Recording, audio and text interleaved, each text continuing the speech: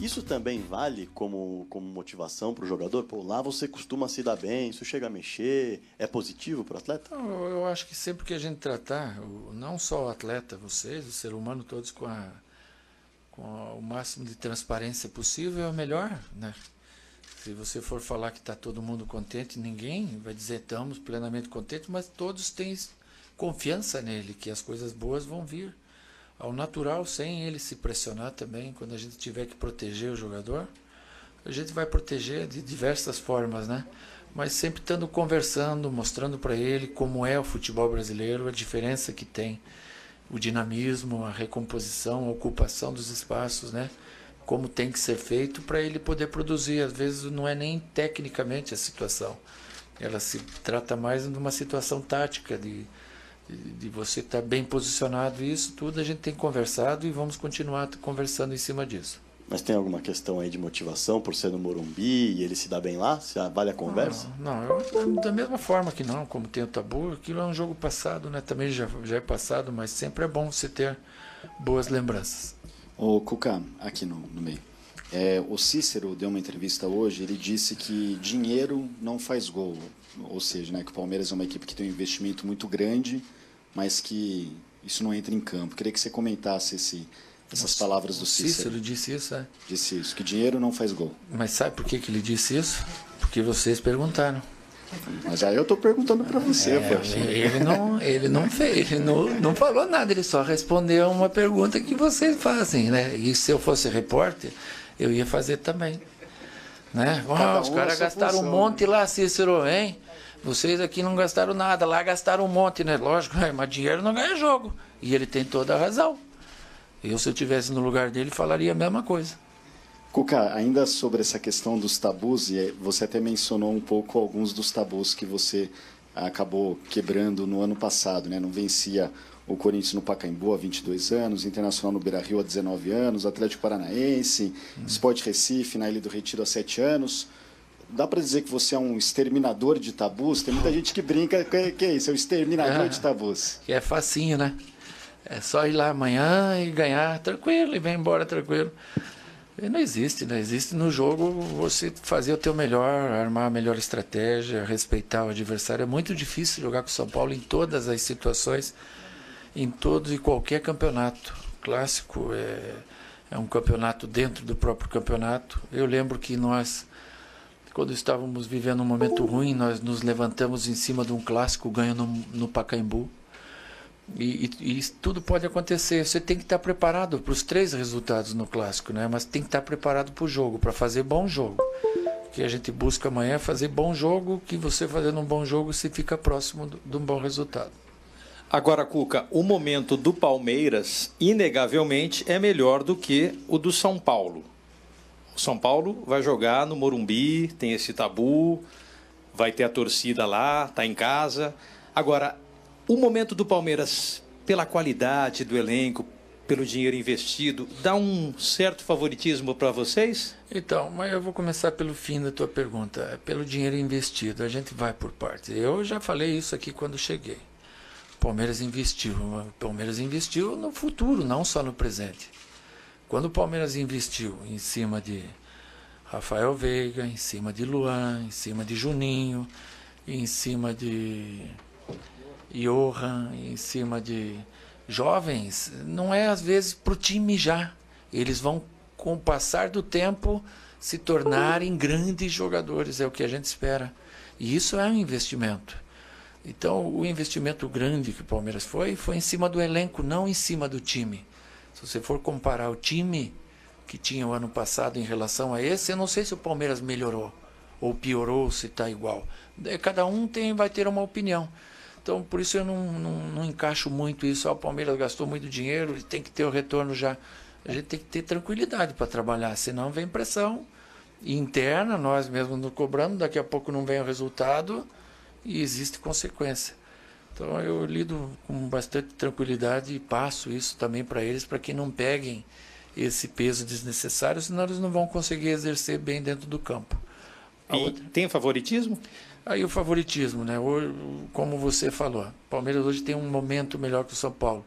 O São Paulo joga em casa, com a força de sua torcida, com um pouquinho mais de tempo de trabalho, de descanso, eu acho que não tem favoritismo. Eu acho que é um jogo muito equilibrado que pode acontecer qualquer um dos 3 resultados. Cuca, vida de técnico não é fácil, né? E no Brasil tem o calendário apertado, aquela coisa toda. Mas com o elenco que você tem, a vida de Cuca é um pouquinho mais tranquila? Eu tinha dormido bem essa noite, estava bem tranquilo. Eu durmo pouco, fico pensando um monte de coisa, maturando ideias, né? E as ideias, elas não têm horário para aparecer, né? Às vezes aparece de noitão, você acorda e pensa o jogo, pensa o jogador, pensa o sistema, mas não dorme mais, né?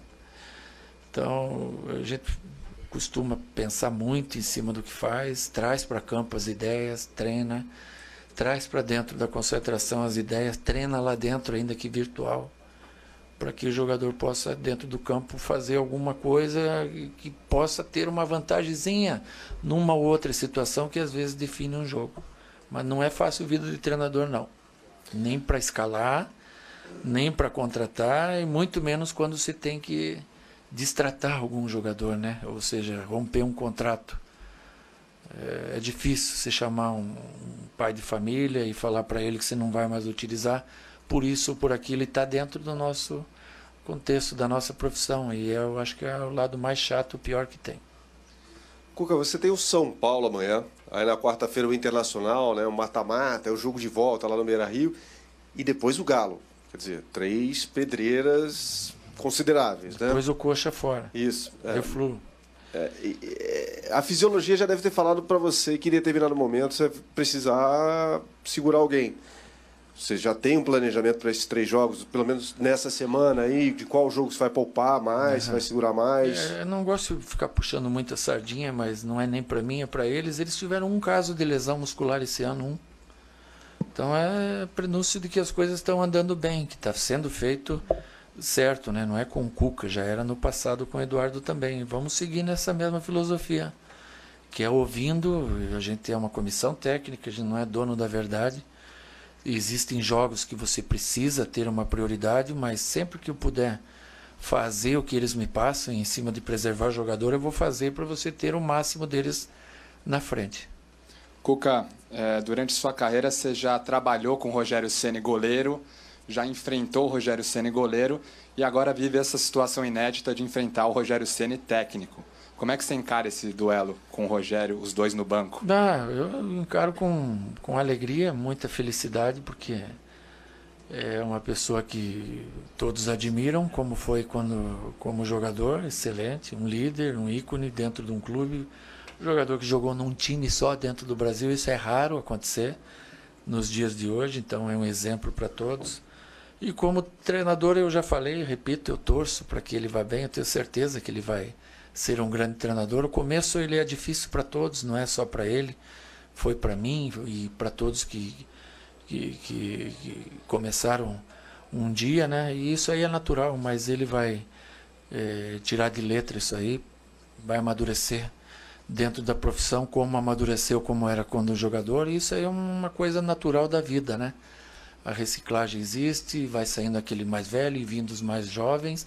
Daqui a pouco é minha vez também de sair e entrar aí um Fernando Praz, um Zé Roberto, né? Assim como está o Rogério hoje, a gente tem que torcer para que eles vão bem e sejam tão bons fora do campo como foram dentro. Cuca, tudo bem aqui à sua direita, ó. O Thiago Santos foi o melhor jogador da partida, você disse isso na quarta-feira depois do jogo. Sim. E tem a volta do Felipe Melo, que teoricamente é um cara que tem uma posição no time. Você consegue enxergar alguma outra função para um dos dois, para de repente poder escalar os dois em alguma partida? Ou você acha que nesse momento, apesar do Thiago ter ido bem, a vaga é do Felipe Melo? Eu consigo ver os dois em alguma situação, mas não imediata. Não consigo ver assim já os dois numa necessidade que o time tenha deles.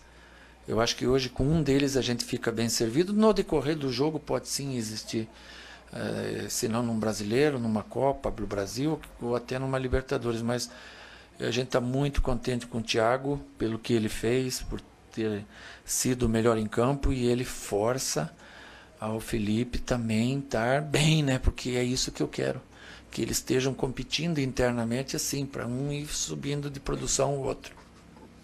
O Cuca, tem uma outra arma aí para vencer o São Paulo, que é a jogada ensaiada, né? o trabalho do treinador, e a gente viu, né, ao longo da semana, né, você trabalhando muito essa questão da bola parada, da ofensiva e defensiva, principalmente no jogo, né, quando sai aquele gol, que é um gol muito parecido com uma jogada do ano passado, enfim, é uma evolução dessa jogada. Quero que você fale desse trabalho, como é que é, e se essa jogada ensaiada, que a gente sabe que no futebol se discutiu muito também na última temporada, né, tem que aproveitar todos os lances ali, como você pode chegar ao gol adversário. Sim, mas é uma circunstância, a jogada essa não vai acontecer todo dia, porque senão você ia jogar contra ninguém. Ela acontece uma vez ou outra, porque os adversários também, ou você pensa que o Rogério não está lá, ó, eles têm essa jogada, ou eu não estou aqui, eles têm essa também. Eles criam a jogada, nós criamos e tem o antídoto, né? E todo mundo trabalha assim, né? Afinal de contas, são estratégias, né? Então é bom, por isso, você ter mais que uma jogada, às vezes 2 ou 3, e como eu já falei outro dia num programa que eu fui, às vezes você ter essas jogadas, ela te facilita a jogada mais simples, que é o cruzamento, que o adversário fica preocupado também com outro tipo de jogada. Ô, Cuca, você falou que a definição do time vai sair de um treino interno, a base de conversa. Sim. Ontem a gente viu você conversando com o Juninho, conversando com o Rafael. Hoje você conversou um pouquinho com o William, com o Mike. Tem conversado com vários jogadores. Tem preparado todos eles para... Você tem várias opções. É mais ou menos por aí. Sim, são jogadores que também precisam de conversa. Eu gosto muito de falar taticamente com o jogador para eles entenderem os pensamentos da gente, participarem também. Interagirem, né? E sempre estou em contato com eles aqui, como você viu, e lá dentro, quando você não vê, com todos, sem exceção. Cuca, o Thiago Santos, antes do jogo contra o Tucumã, veio aqui na entrevista coletiva. Eu cheguei a perguntar para ele o que muda com o Thiago no time e não o Felipe. E aí ele colocou naturalmente como assim, com o Felipe a saída de bola é melhor. Mas contra o Tucumã, o Thiago foi muito bem na saída de bola, criando jogadas. Não dá mais para ele falar isso? Não, ele deu até uns lançamentos ali, né? Ele evoluiu, teve uma bola na cabeça da área ali que ele podia concluir melhor com a esquerda. São coisas para ele evoluir, mas ele tem o princípio de um volante, né? Que é a atitude, né? A gana de roubar a bola do adversário. Ele deixa os zagueiros com, não digo com mais facilidade, mas mais segurança, né, em relação às jogadas de contra-ataque que acontecem, né? Ainda assim, nós tivemos alguns erros. Cuca, boa noite. Boa noite. Você já está convivendo há algum tempo com o Felipe Melo, né, desde que chegou aqui no Palmeiras, e uma coisa que a gente ouve muito dos boleiros é o quanto ele é respeitado, o quanto o pessoal admira o trabalho dele. Nesse pouco tempo que você chegou aqui nessa volta ao Palmeiras, o que você pôde observar fora do campo que faz o Felipe Melo ter esse respeito, essa admiração? Eu te digo isso porque na semana passada o D'Alessandro falou muito e elogiou muito o Felipe Melo. O Felipe Melo elogiou um monte, o Inter também, né? O D'Alessandro tinha que elogiar também, né? Natural, é bom. É pior quando eles se xingam. Mas não acredito em tudo que eles falam, que no fundo eles estão aqui, bom, não sei o quê, mas não é. Ele é um cara experiente, um cara que já rodou o mundo, já jogou Copa do Mundo, é um cara maduro, que ele tem que passar essa experiência que ele tem para os mais jovens, da forma mais adequada. E isso aí ele está fazendo, às vezes tem dá uma corrigidinha em alguma coisa do percurso, que é natural, como ocorreu outro dia, e as coisas vão seguindo bem. Obrigado, gente. É isso aí, ao vivo a entrevista do Cuca, e agora nós